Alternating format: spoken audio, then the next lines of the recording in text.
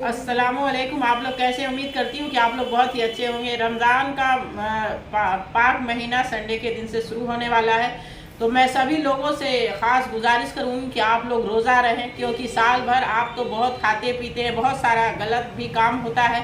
तो आप कम से कम इस एक महीने को फुल इबादत में बिताएं और ज़्यादा से ज़्यादा लोगों की मदद करें। ज़्यादा से ज़्यादा जो लोग गरीब हैं उन तक अफ्तार कैसे पहुंचेगी, उन तक खाना कैसे पहुंचेगा, जो आपसे मदद हो सके। ये नहीं कि बहुत बड़ी मदद ही करें, आप छोटी छोटी मदद भी आप कर सकते हैं। तो और मदद करने के टाइम किसी को दिखाए नहीं, क्योंकि अल्लाह के लिए आप मदद कर रहे हैं तो अल्लाह उसका सवाब देगा और उसका सिला अल्लाह देने वाला है। तो दिखावे वाली मदद से आप बचें, ना कि वीडियोग्राफी होने लग रही है और बहुत सारे ऐसे ऐसे काम आ गए, इंस्टाग्राम पर उसका पोस्ट डाला जाता है। तो ऐसे दिखावे वाली मदद नहीं करें, क्योंकि अल्लाह को ये बेहद इससे वो नाखुश होते हैं कि मेरा बंदा ही, सब बंदे उसके ही हैं, अल्लाह के दिए बनाए हुए सारे बंदे हैं। तो किसी के पास अगर ज़्यादा है तो वो किसी की मदद करे तो वो दिखावा ना करे। अब कुछ लोग ऐसे हैं जो रोज़ रमज़ान के रोज़े रहते हैं तो उनको प्यास बहुत ज़्यादा लगती है। प्यास के चलते वो कई लोग रोज़ा नहीं रहते हैं कि मुझे खाने से ज़्यादा पानी की ज़्यादा महसूस होती है, पानी से बॉडी में उनको प्रॉब्लम होती है। तो उन लोगों के लिए एक ख़ास दुआ मैं बता रही हूँ, जिसको पढ़ने के बाद आप हाथ पे फूंक मार लेंगे और उसके बाद फेस पे पूरा हाथ ऐसे फेर लेंगे तो आपको दिन भर प्यास का एहसास भी नहीं होगा।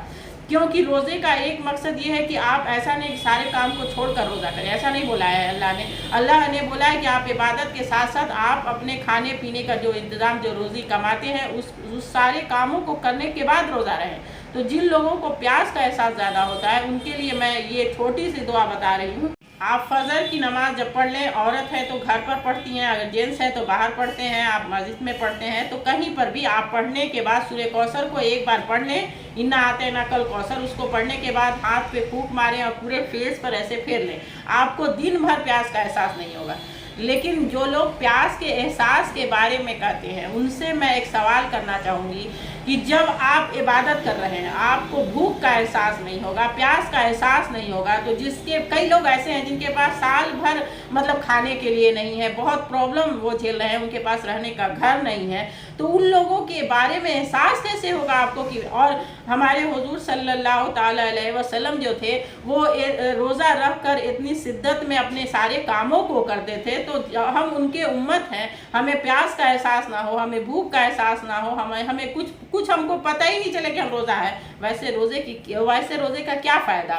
इसलिए अगर प्यास, और मुझे तो हार्ड रोज़ा ही पसंद है, क्योंकि पता चलना चाहिए कि मैं रोज़ा हूँ, तब तो किसी के दर्द के बारे में पता चलेगा, तब तो हमें किसी की परेशानी पता चलेगी। लेकिन फिर भी कई लोग कुछ बहाने कर कर रोज़े छोड़ देते हैं। कुछ लोगों का कहना है कि हम मेडिसिन लेते हैं इसलिए हम रोज़ा नहीं रह सकते हैं, तो ये बहाने से आपका काम नहीं चलेगा। आप फजर के टाइम जब सेहरी का टाइम होता है तो उस टाइम आप सेहरी के टाइम कुछ मेडिसिन ले लीजिए और कुछ मेडिसिन अफ्तार के बाद लीजिए। अल्लाह रहमो करम करने वाला है और आपकी बीमारी देने वाला वही है, तो सब शिफा देने वाला भी वही है। तो आप दवे का बहाना करके रोज़े से मुंह नहीं मोड़े, क्योंकि हम लोगों को मरना है। और रमज़ान का रोज़ा किसी भी हाल में आपको इसकी माफ़ी कहीं नहीं है। जैसे 5 वक्त नमाज की कहीं माफ़ी नहीं है, वैसे इस रोज़े की माफ़ी नहीं है। तो आप लोग बहाना नहीं करें और इस रोज़े को इतने अच्छे से करें कि अगले साल मिलेगा कि नहीं ये सोचें। लोगों का कहना है कि कई साल ये लोग कहते हैं कि पता नहीं अगले साल रमज़ान हमें मिले कि नहीं, इसलिए हम इसमें जी तोड़ अपनी इबादत करें और ज़्यादा से ज़्यादा इबादत में मशगूल रहें।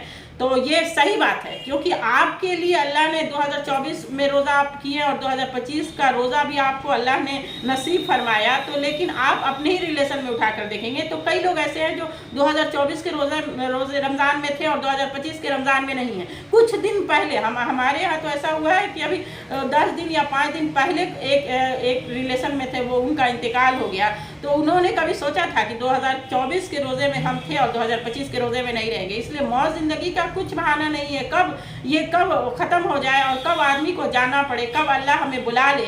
इसलिए आप ये भ्रम में ना रहें कि ये तो हर साल ऐसे ही होता है कि पता नहीं 2025 में मिला है 2026 में मिलेगा कि नहीं, ये गारंटी कोई नहीं ले सकता है। इसलिए आप इबादत को जितनी भी गुनाह की माफ़ी मांग सकते हैं मांगे, क्योंकि हम लोग तो हर दिन अनगिनत गुनाह कोई आदमी जान कर करता है और कोई बिना जाने में भी कर रहा है, लेकिन उसको एक फैशन बना लिया है। अगर एक एक टॉपिक पर मैं लेकर बैठ जाऊंगी पॉइंट तो बहुत लंबा वीडियो हो जाएगा। इसलिए आप लोग मेरी बात को समझें, और जो अगल बगल है या जो भी आपके रिलेशन में है बीमार है, अगर थोड़ी बहुत परेशानी है, ज़्यादा परेशानी हो तो उसके लिए अल्लाह तो माफ़ करे उन लोगों को, उन लोग नहीं रह पाए, लेकिन अगर थोड़ी बहुत परेशानी है उसके चलते आप रोज़ा छोड़ रहे हैं तो बराए मेहरबानी आप इस रमज़ान में, अगर कई सालों से आप छोड़ रहे हैं तो इस रमज़ान में कम से कम रहें। आप एक बार अल्लाह के उससे रख कर तो देखें, हो सकता है कि आपकी बीमारी ही, जो परेशानी बीमारी की है, वो आधे से ज़्यादा दूर हो जाए। उम्मीद करते हैं कि आप लोग मेरी बात को समझ रहे होंगे और हमको भी अपनी दुआ में शामिल करें, क्योंकि अल्लाह किसकी दुआ कबूल करता है ये कोई भी बंदा